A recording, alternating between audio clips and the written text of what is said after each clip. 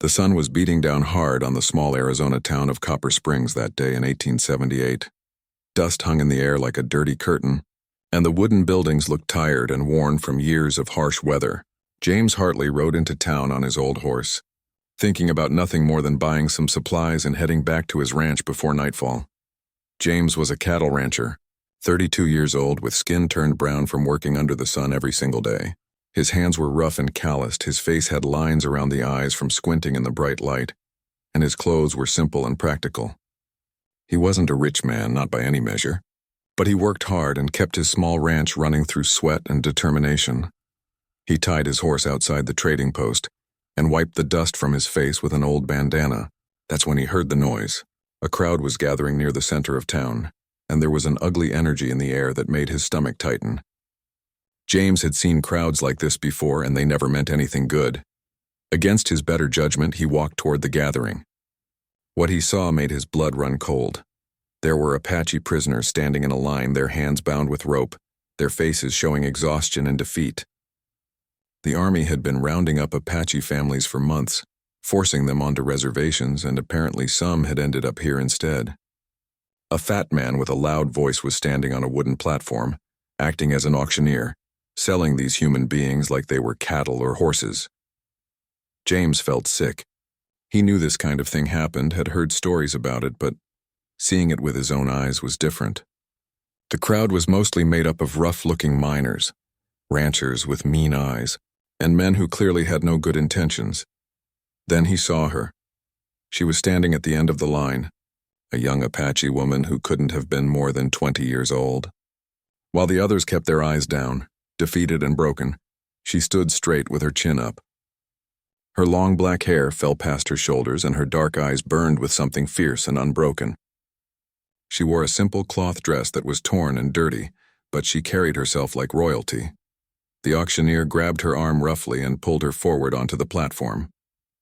"Now here's a wild one, gentlemen," fresh caught from the mountains.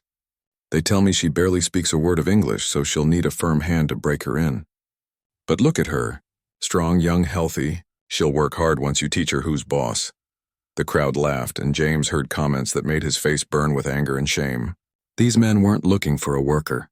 They were looking at her like she was prey. A miner with a scarred face called out a bid. Then another man, a rancher known for his cruelty to both animals and people, bid higher. The woman's eyes moved across the crowd, and James could see she understood exactly what was happening to her. Even if she didn't know all the English words, she understood the looks, the tone, the danger. James found his hand shooting up before his brain could catch up with what he was doing. He called out a number higher than the last bid. The crowd turned to look at him, and he felt a dozen pairs of eyes sizing him up. He wasn't known in this town, was just a stranger passing through, which maybe worked in his favor. The rancher bid again, his face red with anger at being challenged. James bid higher, his heart pounding. He was using money he needed for supplies, for feed, for 100 necessary things back at the ranch. But he couldn't stop himself. Every time someone else bid, he bid more. The woman was staring at him now, her eyes trying to figure him out, trying to understand if he was better or worse than the others. He couldn't read her expression, couldn't tell if she saw any difference between him and the rest of these vultures. Finally, James called out a number that was nearly everything he had in his pocket. The crowd went quiet. It was more money than any of them wanted to spend on principle, even if they wanted her. The auctioneer called out, going once, going twice, and no one else spoke up. Sold to the stranger. James felt his legs carrying him forward like he was in a dream. He counted out the money with shaking hands, watching his hard-earned dollars disappear. The auctioneer shoved a piece of paper at him, some kind of certificate of purchase that made James want to be sick. He'd just bought a human being. The fact that he'd done it to save her from worse didn't change the fundamental horror of what had just happened. They brought her down from the platform and transferred the rope binding her wrists to James.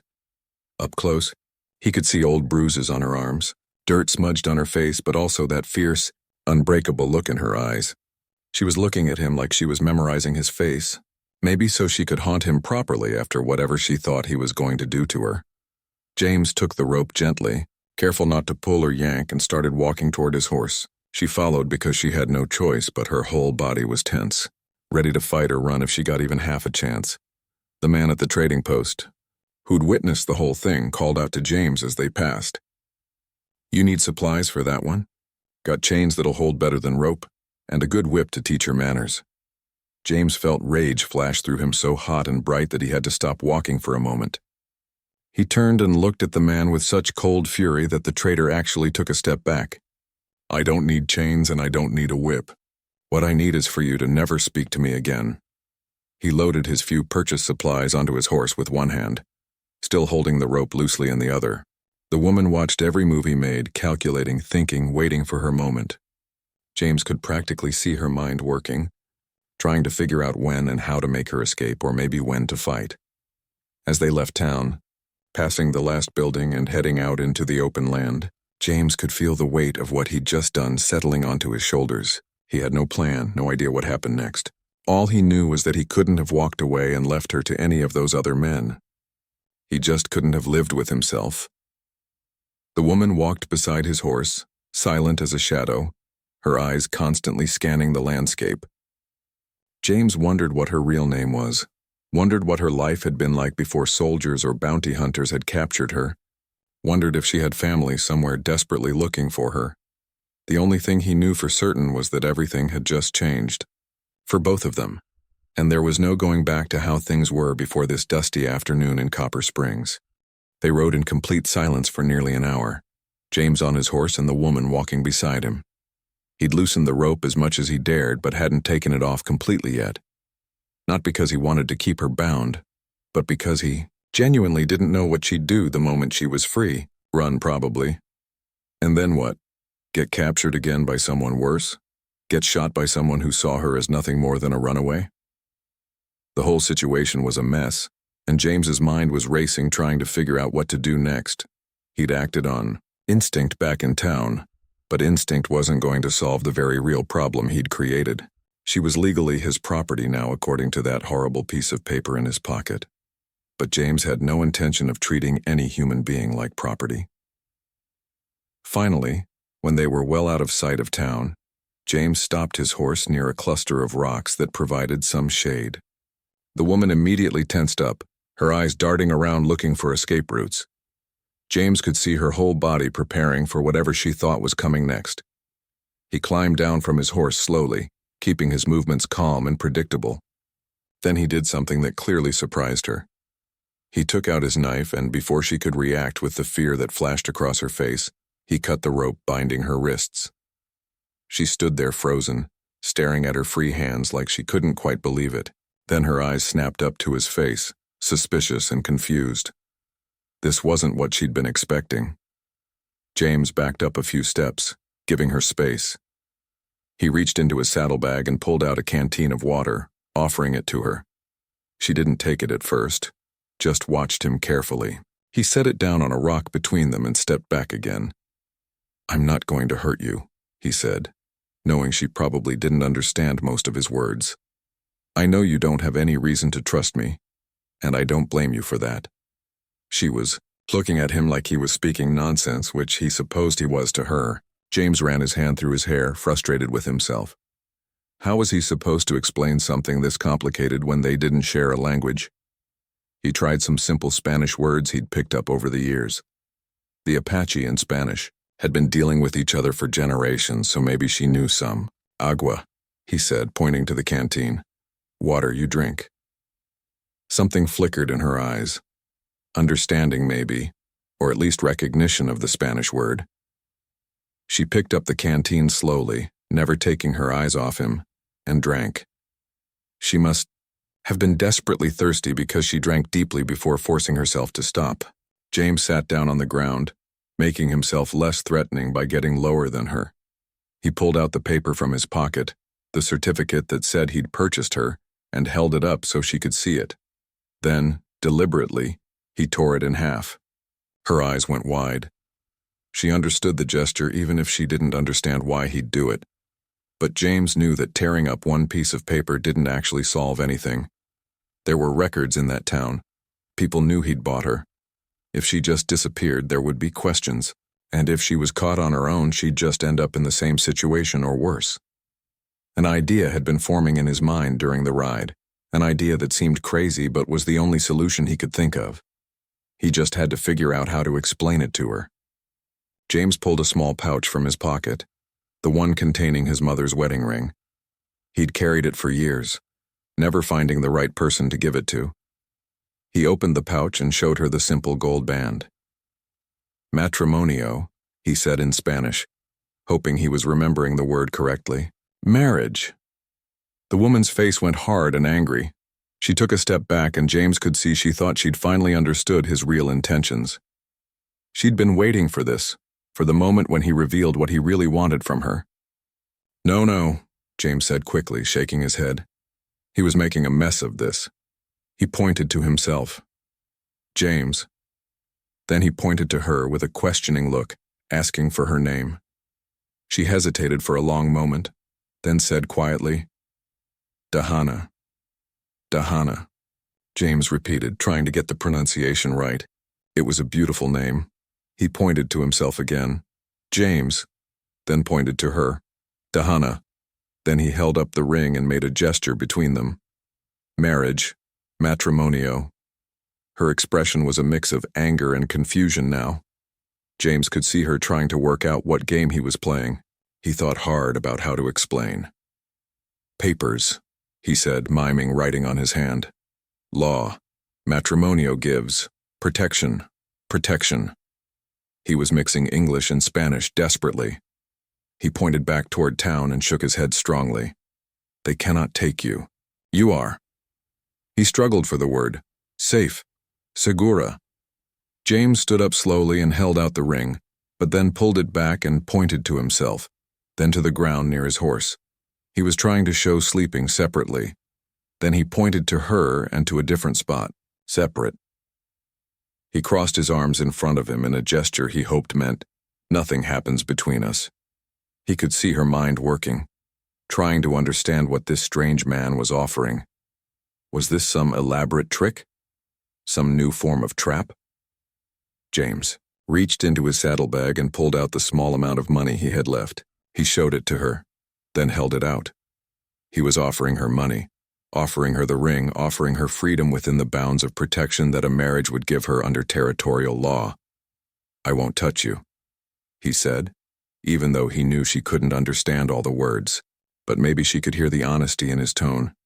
You'll have your own space, your own life, but on paper as my wife, you're protected by law. No one can take you, no one can claim you. You understand? Dahana stared at him for a long time. James could see her weighing her options, none of which were good. She could run right now, try to make it back to her people, but she'd seen the soldiers and bounty hunters everywhere. She'd already been caught once. Or she could take a chance on this man who'd paid a small fortune for her only to immediately cut her bonds and offer her something that seemed too good to be true. She looked at the ring, then at him, then at the vast empty landscape around them. Finally, she stepped forward and held out her hand. James slipped the ring onto her finger. It was too big, but it stayed on. Dahana looked at it for a moment. This piece of gold that had just changed her legal status in the eyes of the white man's law, even though she hadn't spoken any vows or understood exactly what it all meant. They stood there in the fading afternoon light, two strangers bound together by the most unusual of circumstances, both of them wondering what they'd just agreed to. James gestured toward his horse. We go to my home now, to ranch. He pointed at the sun getting lower in the sky. They had a few hours of riding ahead of them, but first they needed to make this marriage official in the eyes of the law. They rode back toward a smaller settlement, where James knew there was a justice of the peace. The old man was confused by the situation, looking between the white rancher and the Apache woman with obvious questions in his eyes. But James had his story ready. He said she was his bride, and he wanted the marriage recorded legally and properly. Two men from the general store served as witnesses, both of them looking extremely confused, but willing to sign their names for the $1 James gave each of them. The justice of the peace read through the standard ceremony quickly. When he said, "Do you take this woman to be your lawfully wedded wife?" James said, "I do," clearly. When he turned to Dahana and asked the same question, she looked at James. He nodded encouragingly. She understood enough to know this was the important moment, and after a brief hesitation she said, "I do," in careful English, probably the only English words she knew for certain. The justice of the peace declared them man and wife, looking relieved to have the strange ceremony over with. James paid him and received an official marriage certificate, properly signed and recorded. This piece of paper was real, legal, and it meant that Dahana was now protected under law as his wife. As they finally rode toward James's ranch in the growing darkness, they were legally married strangers who couldn't even speak the same language. But somehow, against all odds and logic, they'd just become husband and wife. Dahana rode behind James on the horse now, holding on to him but sitting stiffly, keeping as much distance as possible. She was exhausted, confused, frightened, and trying desperately to figure out if she'd just made a terrible mistake or somehow caught the only lucky break she was going to get. They arrived at James's ranch well after dark. Dahana couldn't see much in the moonlight, just the outline of a small wooden house, a barn, and some fencing. It wasn't much, but it was clearly cared for.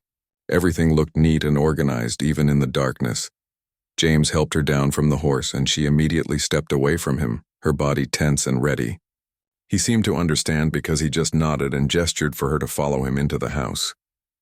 He lit a lantern and warm light filled the simple main room. The house was small but clean. There was a kitchen area with a wood stove, a table with 2 chairs, and a couple of other rooms leading off the main space. Everything was practical and plain, the home of a man who lived alone and didn't bother much with decoration or comfort. James pointed to one of the doors. "Your room," he said clearly, using gestures to make sure she understood. He pushed the door open to show her a small bedroom with a simple bed, a dresser, and a window. It was basic but clean, and the bed had fresh sheets on it. Then he pointed to another door. "My room," he said, putting his hand on his own chest. "I sleep there." Dahana looked between the 2 rooms, understanding the layout.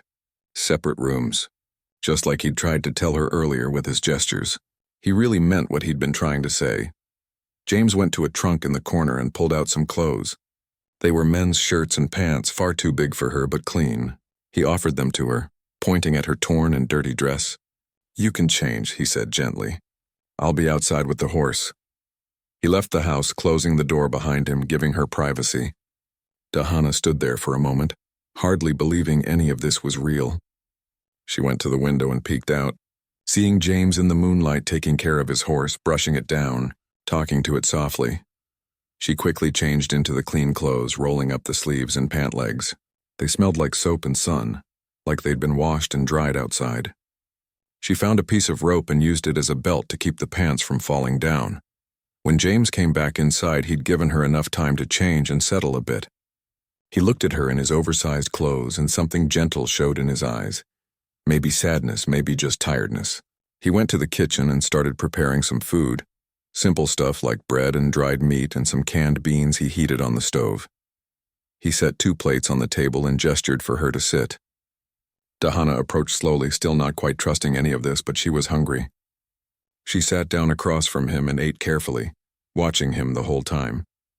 James ate his own food and didn't stare at her or try to make her uncomfortable. He just ate like it was a normal evening. After dinner, he showed her where the water pump was outside, where the outhouse was, and then pointed to her room again.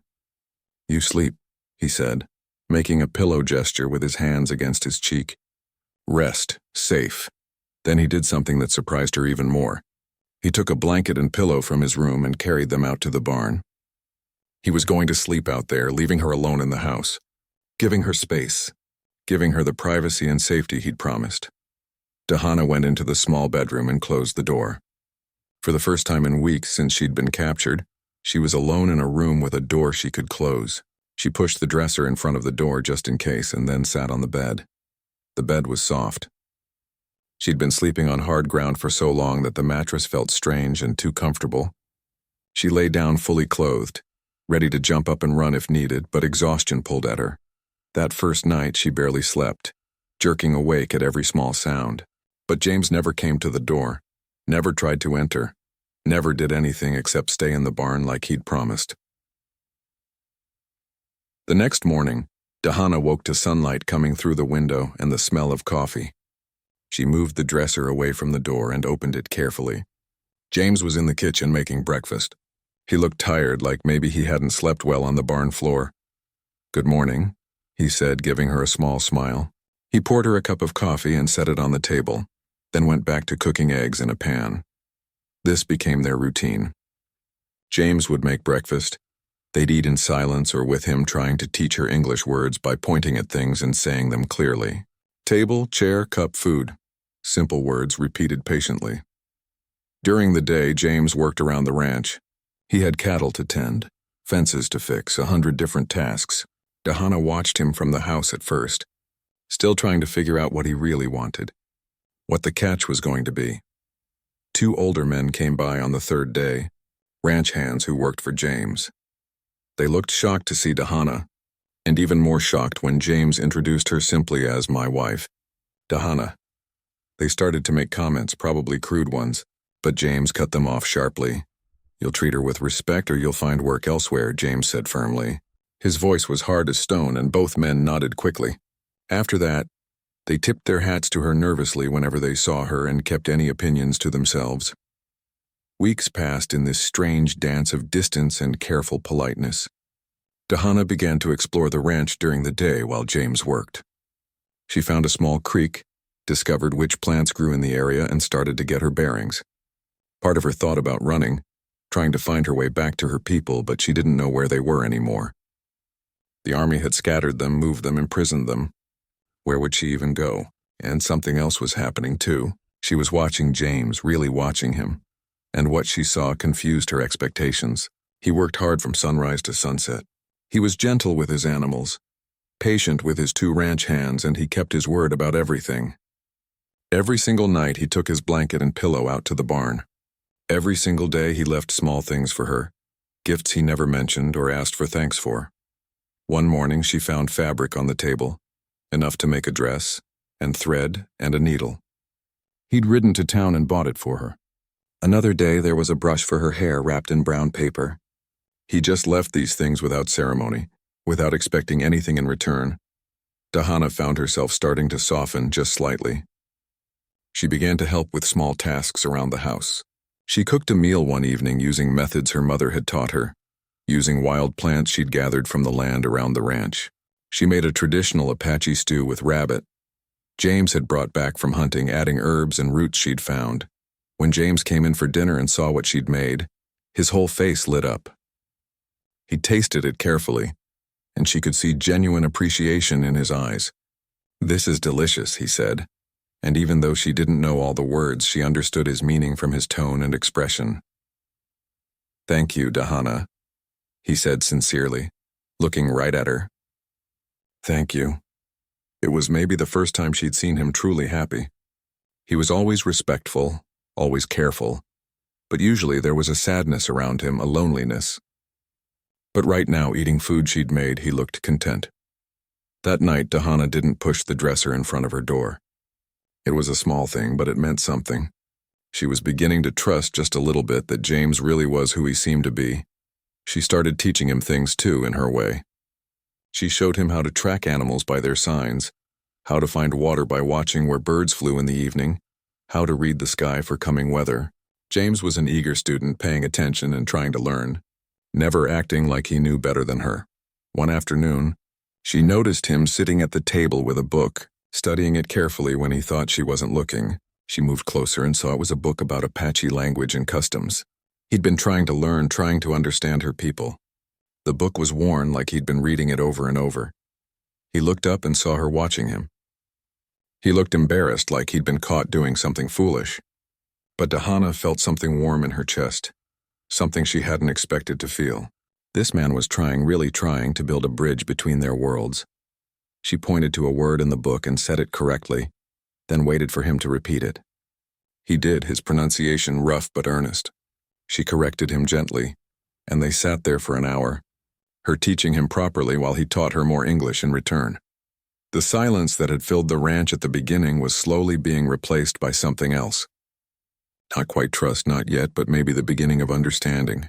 2 people from completely different worlds, learning to exist in the same space, learning each other's languages, learning that maybe, just maybe, this strange arrangement might turn into something neither of them had expected. 3 months had passed since that day in Copper Springs, and the ranch had settled into rhythms that felt almost natural. Dahana's English was improving rapidly. She was smart and picked up new words quickly, and James had learned enough Apache phrases to have simple conversations. But more than words, they'd developed a whole other way of talking to each other, through actions and shared moments. One morning, Dahana noticed James struggling to find some cattle that had wandered off during the night. He was searching in all the obvious places, but coming up empty. She watched him for a while, then walked over and gestured for him to follow her. She led him away from where he'd been looking, reading signs in the dirt that he'd walked right past. A broken branch here, disturbed earth there, the way the grass was bent in a particular direction. She moved like she was reading a book, and James followed, fascinated by how she saw things he couldn't see. They found the 3 missing cattle in a small canyon about a mile from where James had been searching. He looked at her with such genuine admiration that Dahana felt warmth spread through her chest. "How did you learn to track like that?" he asked, his English slow and careful so she could understand. "My father," she said, her voice soft. "He teach me. Apache children learn to read the land before they learn to walk far." It was one of the first times she'd mentioned her family, and James could see the pain that crossed her face when she did.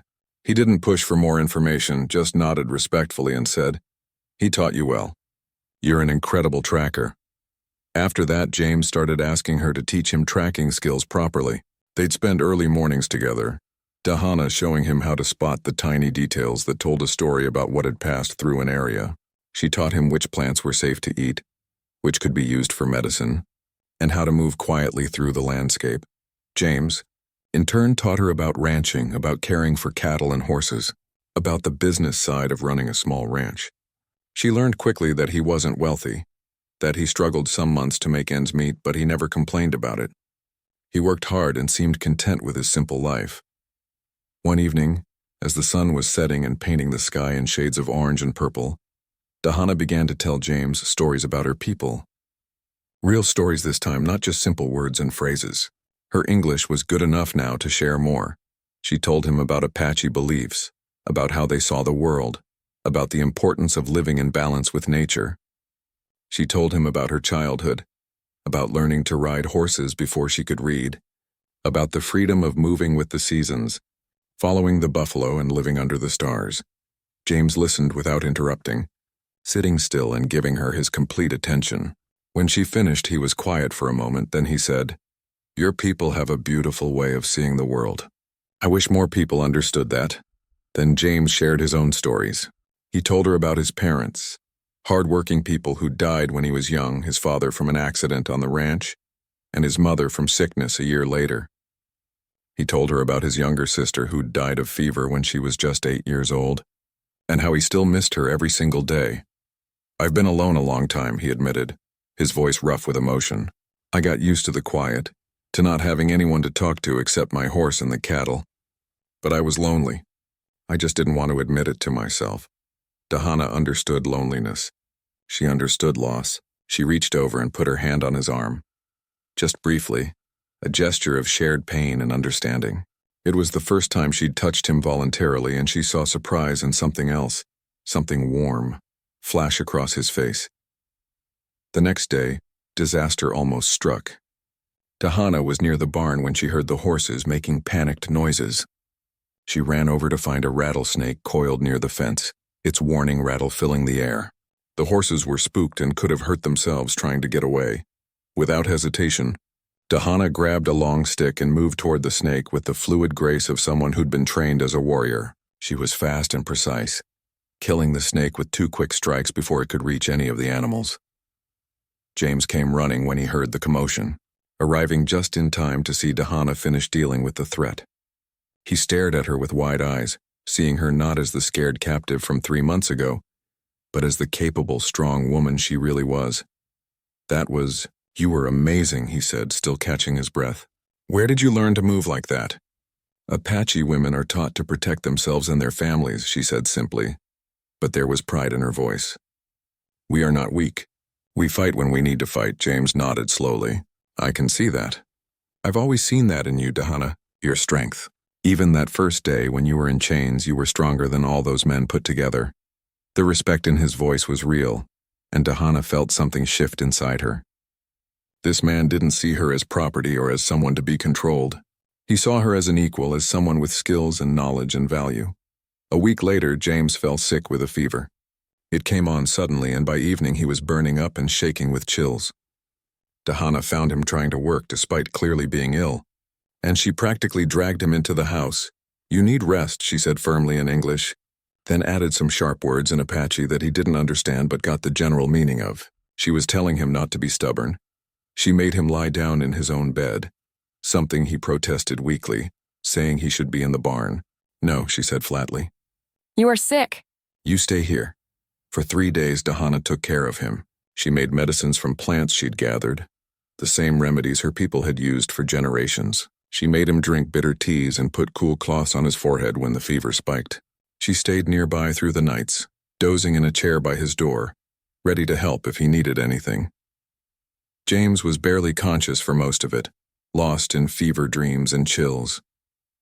But in his few clear moments he was aware of her presence, of her gentle hands helping him drink water, of her voice speaking softly in Apache, words he didn't understand but that somehow sounded like prayers or healing songs.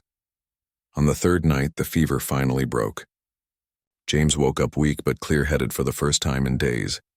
The first thing he saw was Dahana asleep in the chair near his bed, exhausted from taking care of him. She'd wrapped herself in a blanket but still looked uncomfortable, having refused to leave him alone while he was so sick. "Dahana," he said softly, his voice hoarse from the illness. She woke immediately, alert and focused. When she saw he was awake and the fever was gone, relief flooded her face. She touched his forehead gently to check his temperature, and when she confirmed it was normal, she smiled. It was the first real smile he'd seen from her, and it transformed her whole face. "You are better," she said, and there was real happiness in her voice. "Thanks to you," James replied. He reached out slowly and took her hand. "Thank you, Dahana. You saved my life." She didn't pull her hand away. Instead, she held on to his for a moment, and something passed between them in that quiet room. Something that went beyond gratitude, beyond the strange arrangement that had brought them together. "You saved my life first," she said quietly. "In that town, you saved me from bad men. Now I save you from fever. We are—" She searched for the English word. "Even." "No," James said, his thumb moving gently across her hand. "You didn't owe me anything. You never owed me anything. Everything you've done, you chose to do." Dahana looked at their joined hands, thinking about the past 3 months. When she'd first arrived at this ranch, she'd been waiting for the trap, for the moment when James would reveal what he really wanted from her. But that moment had never come.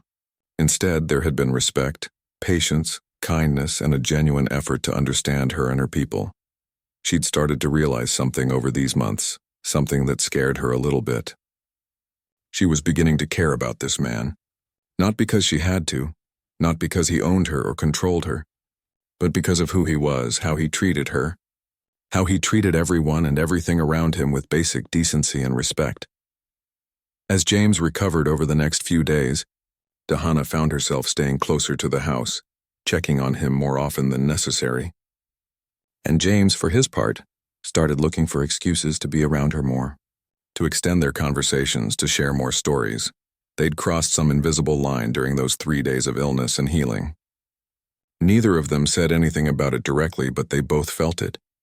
The careful distance they'd maintained was shrinking, and neither of them seemed to want to stop it from shrinking.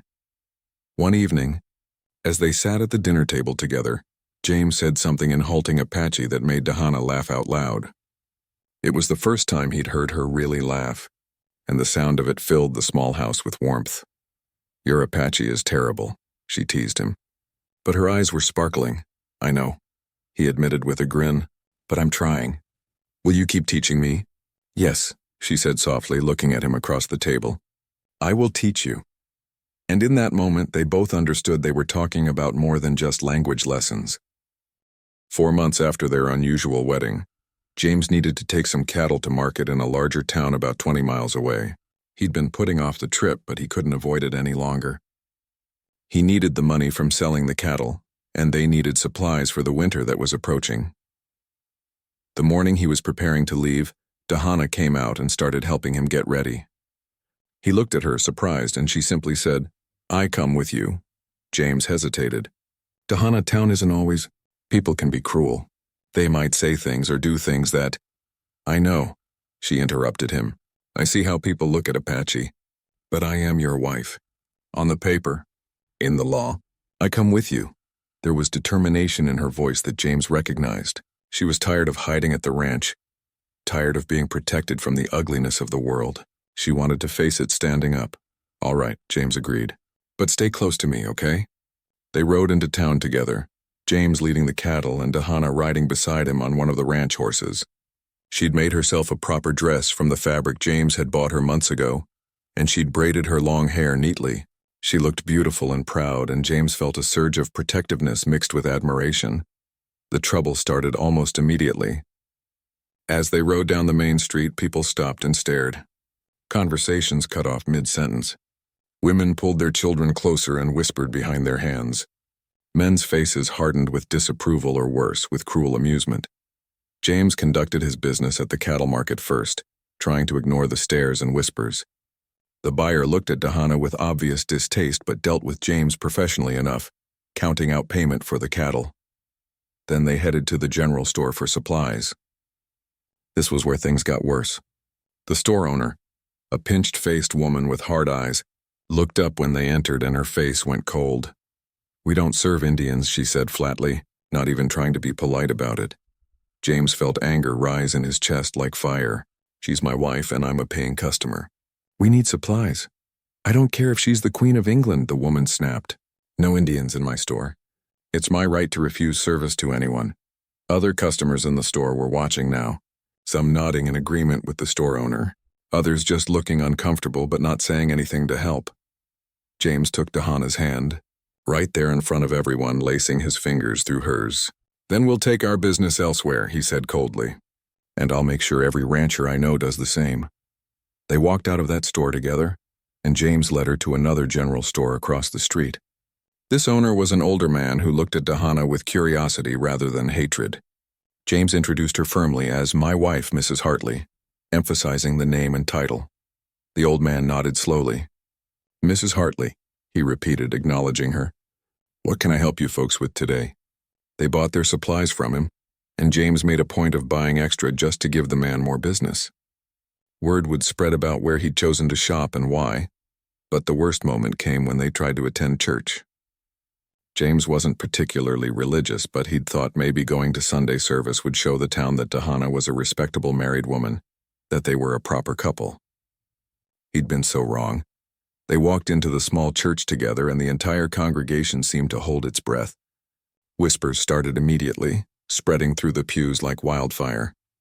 The pastor, a middle-aged man with a soft face that was currently looking very uncomfortable, hesitated in the doorway of his office. James led Dahana to an empty pew near the back, trying to ignore the stares. They'd barely sat down when a woman in an expensive dress stood up a few rows ahead and turned to face them. "How dare you bring her into the house of God?" the woman said loudly, her voice dripping with disgust. "An Indian squaw has no place among decent Christian people." James stood up so fast his hat fell off. "Watch your mouth," he said, his voice dangerous and low. "That's my wife you're insulting." "Your wife?" Another man laughed harshly. "You mean your slave that you're pretending to be married to?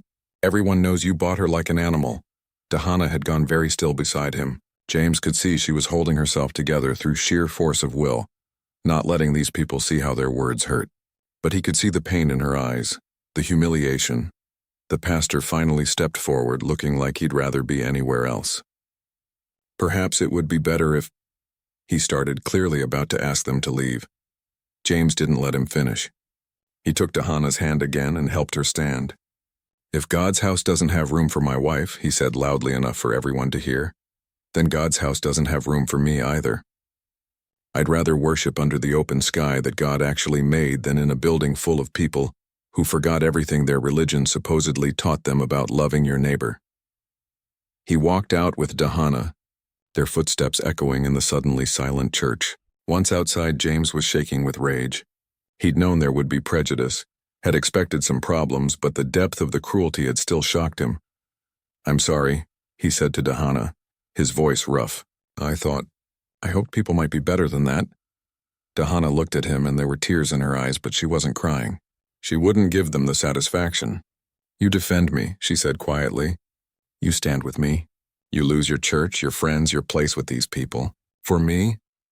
They're not my friends if they treat you like that, James said fiercely. And I don't need a church full of hypocrites.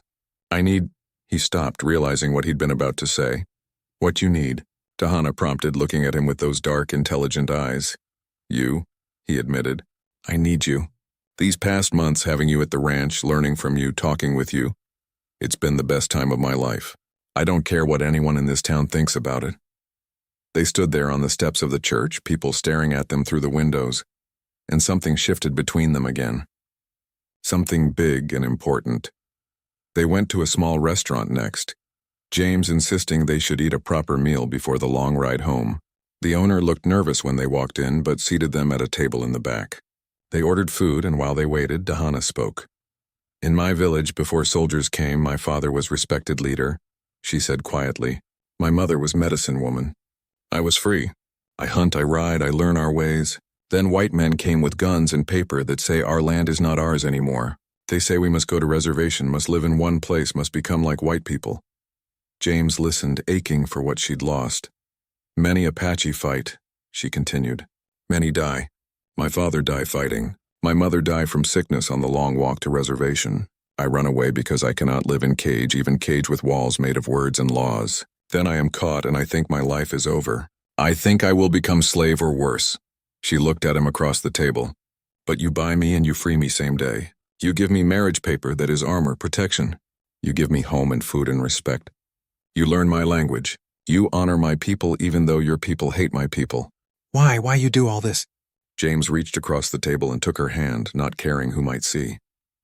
Because it was the right thing to do. And because from the moment I saw you on that platform, standing proud even in chains, I saw someone special, someone strong and smart and beautiful. I wanted to know you, to learn from you, to... He struggled for the words. To love me? Dahana said softly, her eyes locked on his. James's breath caught. Yes, he admitted. I know it's crazy. I know we barely know each other. I know our marriage started as just a legal protection, but somewhere along the way, I fell in love with you, Dahana. Completely and totally in love with you. Dahana's eyes glistened with tears, but this time they weren't tears of pain or humiliation. In Apache way, she said slowly, love is not just feeling. Love is action. Love is standing beside someone even when it is hard. Love is learning their ways and respecting their people. Love is fighting for them when they need protection. She squeezed his hand. You show me love in every action every day for months. I think maybe I love you too, James Hartley. Not because I must. Not because you own me, because you do not own me, but because you are a good man with good heart. James felt like all the air had been knocked out of his lungs. You do? Yes, she said simply. I do. They sat there in that small restaurant holding hands across the table, while curious and judgmental eyes watched them from other tables. But neither of them cared anymore. Let people stare. Let them judge. They'd found something real in the middle of all the ugliness, and nothing anyone said or did could take that away from them. On the ride home that evening, Dahana didn't ride separately on her own horse. She rode with James sitting in front of him, leaning back against his chest while he held the reins around her. It was comfortable and right. And for the first time since that day in Copper Springs, everything felt like it was exactly as it should be. What happens now? Dahana asked as they watched the sunset paint the sky. Now, James said, we go home. Our home. Together. And for the first time when he said the word home, Dahana felt like she finally had one again. Dahana woke suddenly just before dawn, her warrior instinct screaming that something was wrong. She'd been sleeping in James's room now for the past 2 weeks, though they'd taken things slowly, both of them careful with this new relationship they were building. She sat up in bed and listened carefully. There, a sound that didn't belong, movement near the barn that was too careful, too quiet to be an animal. James stirred beside her and she put her hand on his arm. Someone is here, she whispered in English, then repeated it in Apache. James was awake instantly, reaching for his rifle, but Dahana put her hand on the gun, stopping him. She'd recognized something in the pattern of movement outside. This wasn't a threat, at least not the kind James was thinking of. She got dressed quickly and walked to the door. "Stay here," she told James, "please. This is my past coming. I must face it."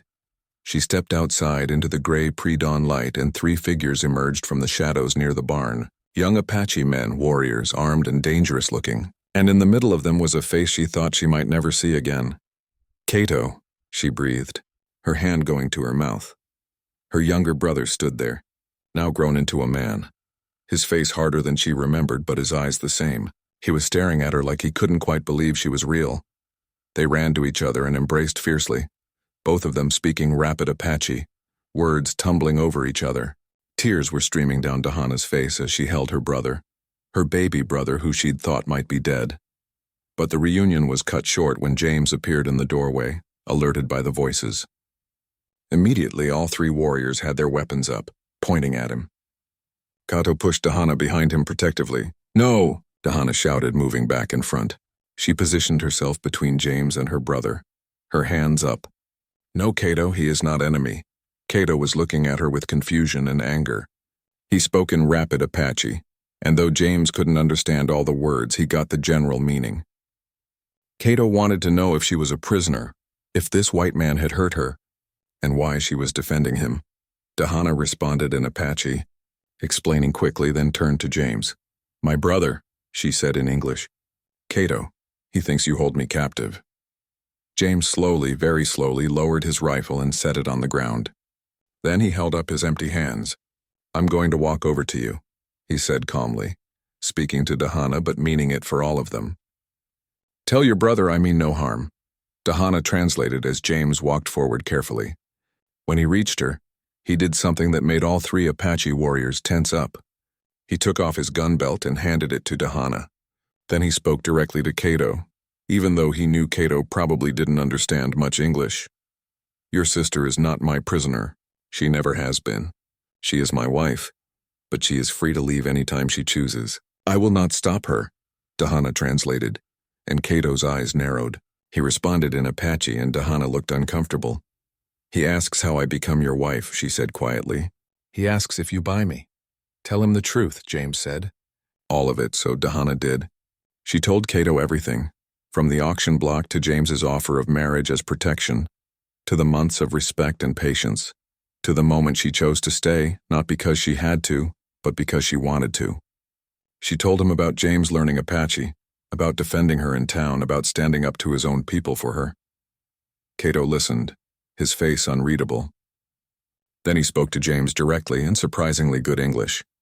"You learn our language?" James nodded. "I'm trying. Dahana is a good teacher. You bought her. Like horse. Like cattle," Cato said, his voice hard with accusation. "Yes," James admitted, not trying to hide from the ugly truth. "I did, and I've hated myself for it every day since, even though I did it to save her from worse men. I can't change how we started. I can only tell you that from the moment I cut the ropes from her wrists, she's been free. Free to leave, free to stay, free to choose." He looked at Dahana with such clear love in his eyes that even Cato couldn't miss it, and somehow by some miracle I don't deserve, she chose to stay. The sun was rising now, painting the sky orange and pink. Cato studied James for a long moment, then looked at his sister. He spoke to her in Apache, a question. Dahana answered firmly, and James saw her take his hand while she spoke. Whatever she said, it was passionate and certain. Cato sighed deeply, looking older than his years. "Our people are scattered," he said to James in English. "Army hunts us. Reservation is like slow death. We have nowhere safe. The far section of my land," James said suddenly, an idea forming, "near the canyon. There's water there, good shelter, and it's far from the main ranch. If your people need a place to camp sometimes when things are hard, you could use it. I wouldn't tell anyone you were there." All 3 warriors looked shocked. Cato translated for the other 2, and they responded with suspicious questions. "Why would you do this?" Cato asked. "We are enemy to your people." "You're not my enemy," James said simply. "You're Dahana's people, which makes you my family now. And what's being done to the Apache people is wrong. I can't fix all of it, but I can offer this small thing." Dahana was looking at James like she was seeing him for the first time all over again. She'd known he was good, but this went beyond anything she'd expected. Cato conferred with his companions in rapid Apache. Finally, he turned back to James and Dahana. "We will remember this offer. When we need it, we may come. But if you betray us, if you tell soldiers, I won't, James promised. You have my word. The word of white man means nothing, one of the other warriors said bitterly in Apache. The word of this white man means everything, Dahana responded sharply in her own language. He has never broken a promise to me. Not once. Cato studied them both for another moment, then nodded slowly. I see that my sister is happy here. I see that this man treats her with respect. I do not understand it, but I see it. He stepped forward and clasped James's forearm in the warrior's grip. James returned it firmly. It wasn't exactly friendship, not yet, but it was the beginning of trust. Cato turned to Dahana and spoke softly in Apache, and she responded with tears in her eyes again. They embraced once more, and James could see this was goodbye, at least for now. You will visit? Dahana asked her brother. You will come back? I will come back, Cato promised. And I will tell others that you are safe, that you have found a home. Mother and father would be glad to know you are not suffering. After the warriors left, melting back into the landscape like ghosts, Dahana stood with James watching the sunrise. She was quiet for a long time, processing everything that had just happened. You would give my people shelter, she finally said, even though it could bring you trouble, even though it could make white people angry with you. Yes, James said simply. Why?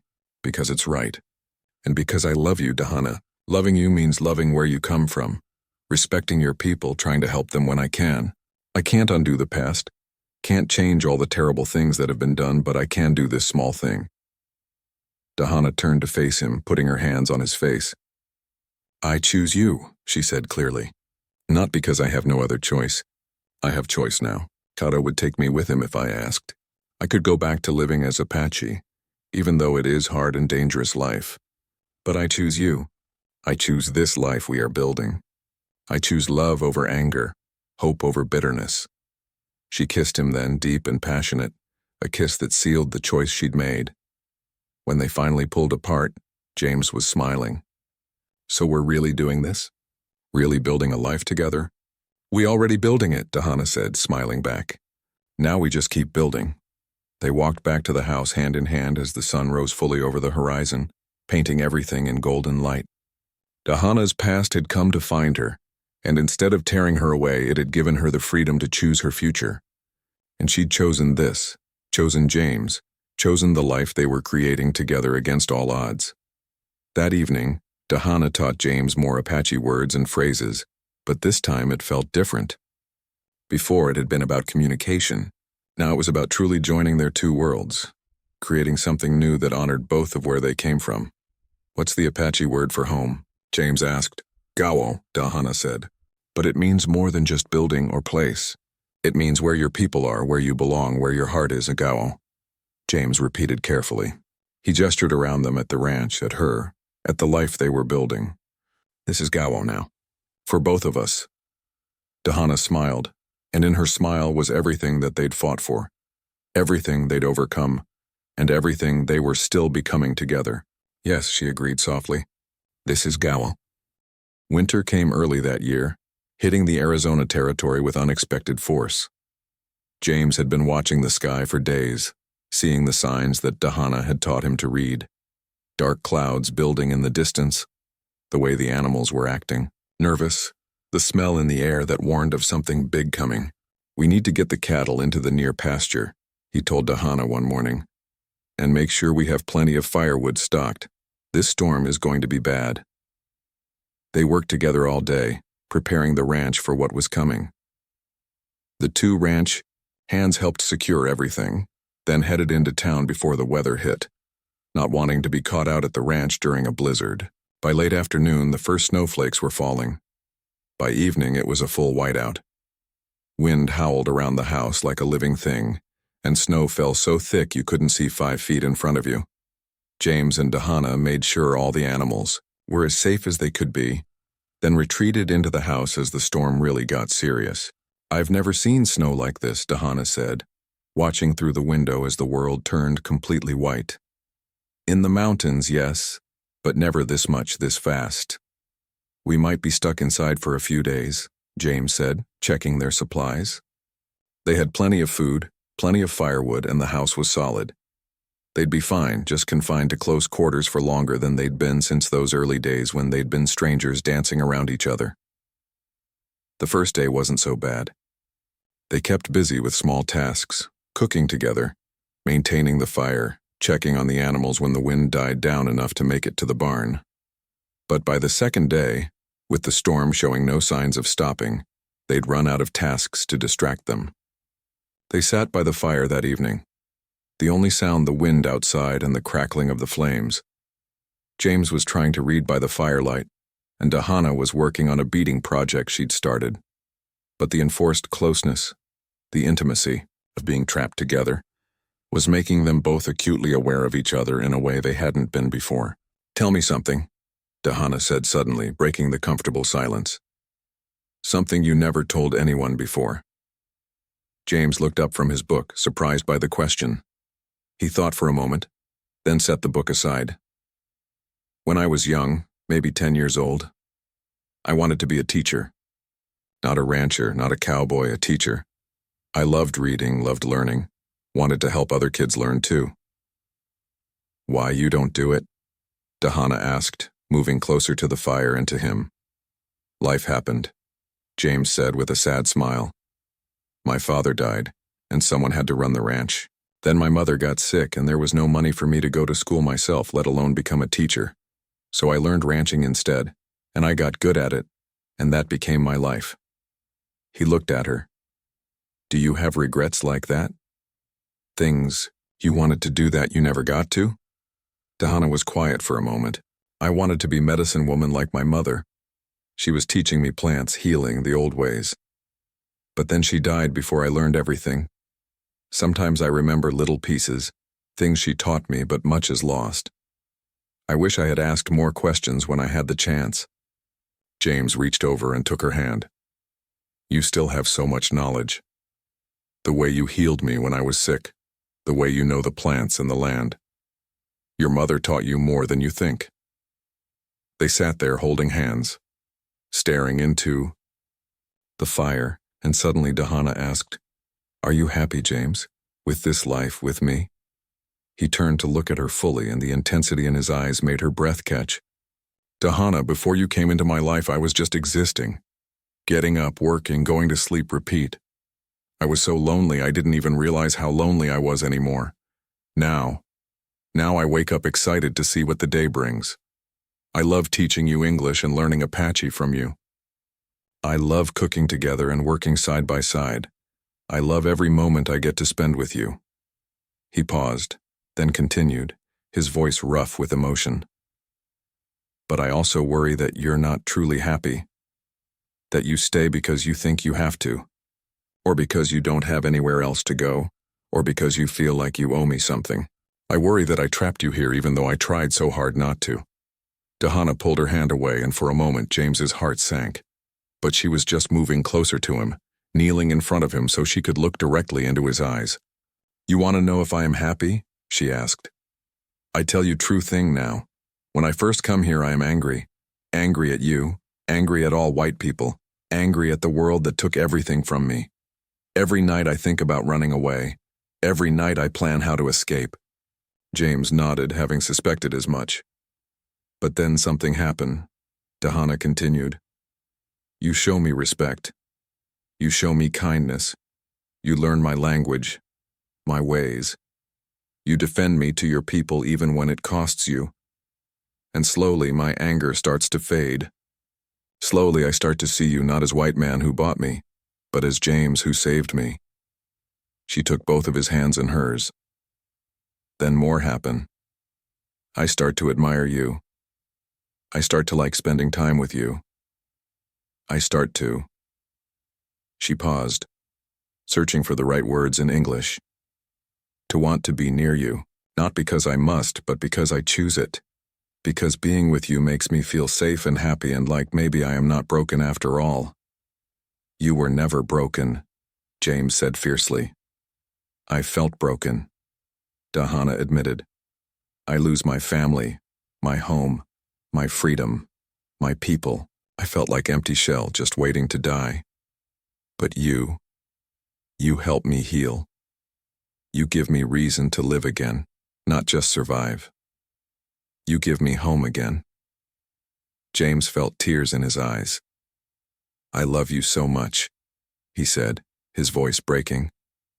I've been afraid to say it too much, afraid to burden you with my feelings when I don't know if you could ever feel the same way. How could you after everything that happened? But that is the strange thing, Dahana said softly. I do feel the same. I love you, James. Not because you saved me, not because I owe you, but because of who you are. Because you are good and kind and patient. Because you try so hard to understand my world. Because you make me laugh and you listen when I talk and you never make me feel small or less than you. She moved closer until she was sitting in his lap, her arms around his neck. I love you, she repeated, and I choose you. Every day I choose you. James pulled her close, holding her tight against his chest, and they sat there by the fire while the storm raged outside.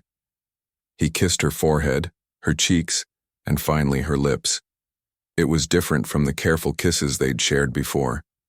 This was passionate and certain, a kiss with no hesitation or doubt behind it. When they finally pulled apart, both breathing hard, Dahana smiled at him. I was afraid too, she admitted. Afraid that you only think you love me because you feel guilty, or because you feel responsible for me. Afraid that one day you wake up and realize you made a mistake. Never, James said firmly.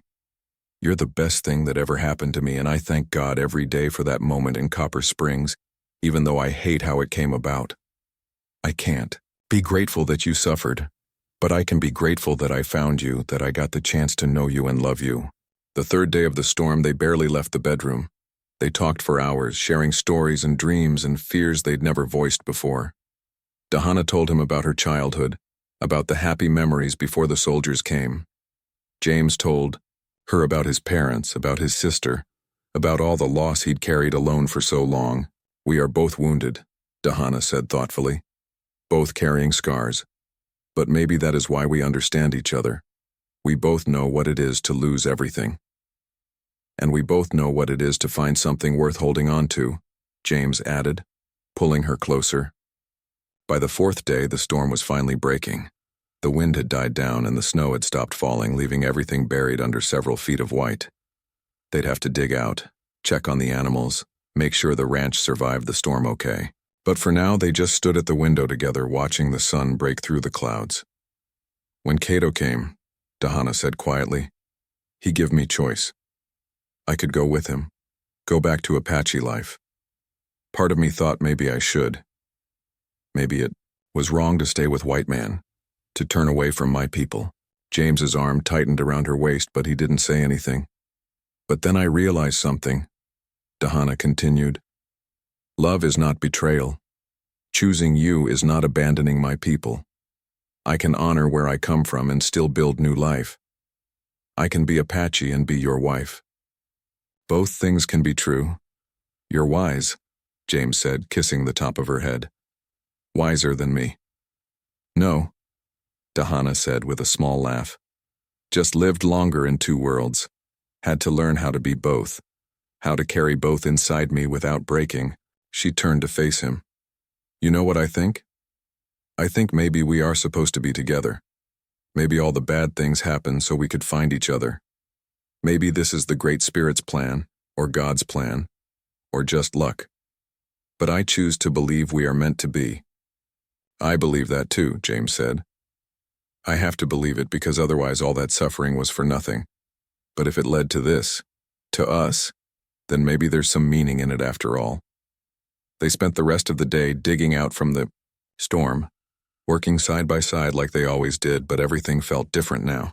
The walls that had been between them, even the small ones that had remained, were completely gone. They were truly together now, truly a team, truly in love with no reservations or doubts. Spring came to the ranch like a promise kept. The snow melted away, revealing the land fresh and green underneath. Wildflowers bloomed in patches of color across the hillsides, and the creek ran full and clear. It felt like the world was being reborn, and in a way, so were James and Dahana. The most obvious change was Dahana herself. She was carrying their child about 4 months along now, and the joy on both their faces when they'd realized it was something beautiful to see. James had been terrified at first, worried about her health, worried about whether they could be good parents given their unusual circumstances. But Dahana had just laughed and told him that Apache women had been having babies for thousands of years. And she was strong and healthy and not afraid. James was building an addition onto the house, a room that would be for the baby. He worked on it every spare moment, sawing and hammering with a determination that made Dahana smile. Their child would have a proper room, a safe place to grow up, a home that celebrated both Apache and white heritage. The ranch itself was thriving too. Word had spread about James's stance on treating everyone with respect regardless of their background, and surprisingly, it had brought him some new business. There were a few other ranchers in the territory who felt the same way he did about the treatment of Apache people, and they'd started seeking him out, buying cattle from him, recommending him to others. Not everyone was filled with hate, it turned out. Some people still had decency in their hearts. Of course, not everyone was happy about the situation. There were still people in Copper Springs and the surrounding towns who looked at Dahana with disgust, who muttered comments under their breath when James and Dahana came to town together. But James had stopped caring what those people thought.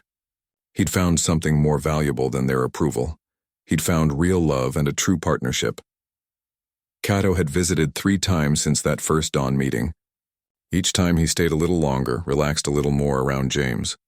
The two men would never be best friends. The wounds between their peoples ran too deep for that.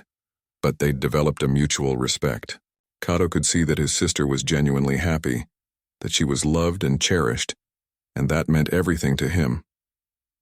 On his last visit, Cato had brought news. Some of the Apache families who were struggling on the reservation, who were sick and starving and desperate, needed a place to rest and recover. Could they use James's offer of the canyon land? James had agreed immediately, and for 2 weeks about 15 Apache people, mostly women, children, and elderly, had camped in the remote section of his property. Dahana had gone to them every day, bringing food and supplies, helping with healing, reconnecting with her people and her culture. James had kept his distance, understanding that they needed space and that his presence might make them uncomfortable. But he'd made sure they had everything they needed. When they left, the eldest woman had come to thank James personally. She'd spoken in Apache and Dahana had translated. The woman said that James had a good heart, that he was proof that not all white men were enemies and that the Apache people would remember his kindness. It had made James emotional in a way he hadn't expected. Now, as spring bloomed fully around them, Dahana was teaching James to make traditional Apache crafts. She'd learned from her mother and grandmother, and she was passing that knowledge on to him. They made beautiful beaded items, woven baskets, and small carvings. Some they kept for themselves and their coming baby, but others they sold at a trading post run by a fair-minded man 2 towns over. The extra income was welcome, and Dahana loved that her people's traditions were being valued and appreciated. James had also become something of a student of Apache culture and language. He could now hold real conversations in Apache, though Dahana still laughed at his pronunciation sometimes. He'd learned about Apache beliefs, about their relationship with the land, about their complex social structures and traditions. The more he learned, the more he respected Dahana's people and mourned what was being lost as they were forced onto reservations and stripped of their way of life. One evening, as they sat outside watching the sunset paint the canyon walls in shades of orange and red, Dahana placed James's hand on her growing belly. The baby kicked and James's face lit up with wonder. "Strong kick," he said, grinning. "Takes after the mother, or the father," Dahana teased. "You are stubborn too, you know." James laughed and pulled her close as her belly would allow. "What do you think our child's life will be like?" he asked. "Growing up between 2 worlds like this?" Dahana thought for a moment. "Hard sometimes," she admitted. "People will judge, will say cruel things. Some will say the baby is not Apache enough. Others will say not white enough. But we will teach our child to be proud of both heritages, to take strength from both peoples." She looked at James with certainty in her eyes. "We will teach our child that love is stronger than hate, that family is what you make it, that home is not about blood or skin color but about who you choose to stand beside. We will teach our child to be brave and kind and true." "Yes," James agreed softly. "We will." They sat in comfortable silence for a while, just being together, feeling the baby move between them. Finally, James spoke again. "Do you ever think about that day? The day we met in Copper Springs?" "Sometimes," Dahana said. "It was worst day and best day at same time. Worst because I was bought like animal, treated like nothing. Best because it brought me to you." She turned to look at him fully. "I have thought about this much, about how to understand what happened. And I think maybe this is answer. You did not buy me, not really. You bought my freedom. You used their evil system against them to save me. The money you paid was not price for me as person, but price for my safety and protection." James felt tears in his eyes. "I love the way you see things," he said. "I felt so guilty about that day, about the fact that I participated in something so wrong." "The wrong was not you buying me," Dahana said firmly. "The wrong was that anyone could be bought at all. You did not create that evil. You just used it to stop worse evil. There is difference." She took his face in her hands. "You want to know what I remember most from that day? Not the auction, not the fear, not the chains. I remember your eyes. When you looked at me on that platform, you did not look at me like I was thing to be owned. You looked at me like I was person to be saved. I saw it then, even when I was too angry and scared to understand it." "You're remarkable," James said. "You know that? After everything you've been through, you could be bitter and angry and broken. But instead you're strong and wise and full of hope." "I am these things because of you," Dahana said. "Because you showed me that not all white men are monsters. Because you gave me reason to hope again, reason to trust again. You helped me heal." "We healed each other," James corrected gently. "I was broken too, just in different way. Lonely and going through motions of living without really being alive. You brought me back to life." As the sun dipped below the horizon, painting the sky in brilliant purples and pinks, they heard a rider approaching. It was one of the ranch hands riding hard, and James stood up immediately, his hand going to his rifle. But the ranch hand was smiling as he pulled up. "Boss, you got a letter from the territorial governor's office," he said, handing over an official-looking envelope. The messenger said it was important. James opened the letter carefully, his brow furrowing as he read. Dahana watched his face go from confused to surprised to pleased. "What does it say?" she asked. James shook his head in disbelief. Apparently someone, several someones actually, wrote to the territorial governor about what we've been doing here, about how we've been helping Apache families, about our marriage, about treating people with dignity regardless of their background. He looked up at her, his eyes shining. "The governor wants to use us as an example. He's writing about us in his report to Washington, saying that peaceful coexistence between settlers and Apache is possible. He wants to visit the ranch, wants to meet you, wants to hear our story." Dahana didn't know what to say. The idea that something good could come from their story, that maybe it could help other Apache families, was almost too much to hope for. "Will you do it?" James asked. "Will you meet with him? I won't agree to anything you're not comfortable with." "Yes," Dahana said after a moment.